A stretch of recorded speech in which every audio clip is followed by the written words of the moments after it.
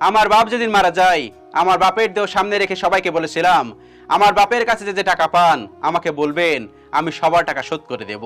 একথা শোনার সাথে সাথে আমার বোন আমার হাত ঝাঁকি দিয়ে বলল, ভাই তুই টাকা শোধ করবি কোত্থেকে?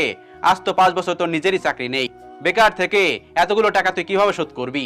আমি তখন বোনকে অভয় দিয়ে বললাম, বোন চিন্তা করিস না, আমি বাবার সকল ঋণ শোধ করে দেব। তুই দেখে নিস, একটা টাকাও আমি বাকি থব না। পরের দিন সকালে ঘুম ভাঙতে না ভাঙতেই দেখি আমাদের বারান্দায় 4-5 জন বসে আছে। তারা হচ্ছে পাওনাদার। তাদেরকে দেখে আমার গা ঘেমে উঠলো। উনাদেরকে তখন আমি কি বলবো, আমার মুখে কোনো ভাষা আসছিল না। রাতটাও ঠিকমতো পার হতে দেয় নাই, আর এসে হাজির। সামনে গেলে একজন দাঁড়িয়ে বলে, আমি অমুক ব্যাংক থেকে আসছি।